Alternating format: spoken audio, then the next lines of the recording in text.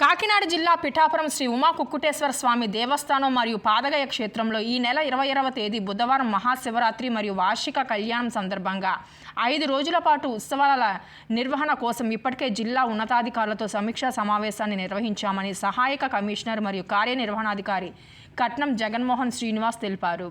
ఈ నెల 24వ తేదీన సోమవారం మొదలుకొని 28వ తేదీ శుక్రవారం వరకు ఉత్సవాలు నిర్వహిస్తున్నట్లు తెలిపారు.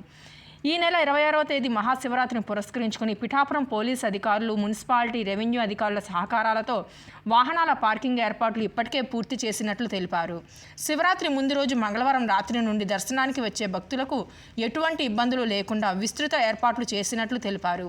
భక్తులకు ఎటువంటి అసౌకర్యము కలగకుండా శివరాత్రి రోజున భక్తులకు మంచినీరు, చిన్నపిల్లలకు పాలు మరియు ఉచిత అన్నదాన కార్యక్రమాలు నిర్వహిస్తున్నట్లు తెలిపారు. ఈ కార్యక్రమంలో కార్యాలయం సిబ్బంది తదితరులు పాల్గొన్నారు. ఓం నమ శివాయ.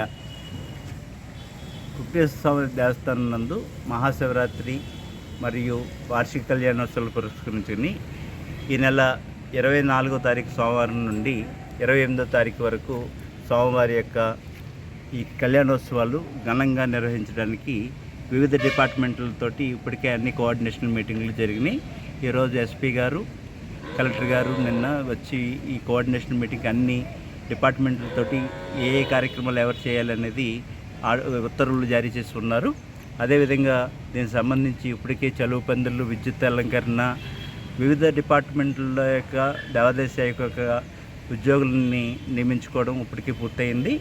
పోలీసు వారి యొక్క, రెవెన్యూ యొక్క, మున్సిపాలిటీ యొక్క సహాయ సహకారాలతో తాత్కాలిక మరుగుదొడ్లు, కోఆర్డినేషన్ మీటింగ్, ఈ కమాండ్ కంట్రోల్ రూమ్ ఇవన్నీ కూడా ఏర్పాటు చేయడం జరిగింది.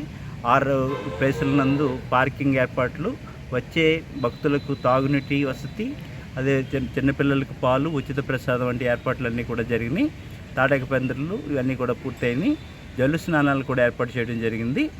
ఎవరికి ఎటువంటి అవాంఛనీయ సంఘటనలు జరగకుండా సౌకర్యవంతమైన దర్శనానికి ప్రథమ ప్రాధాన్యంగా ఏర్పాట్లన్నీ కూడా కలెక్టర్ వారి యొక్క, వివిధ డిపార్ట్మెంట్ల యొక్క అధికారుల యొక్క దిశానిర్దేశంతో ఎమ్మెల్సీ కోడ్ అమల్లో ఉన్నందువలన తదనుగుణంగా ఇవన్నీ కూడా జరుగుతున్నాయి. ఓం నమ శివాయ.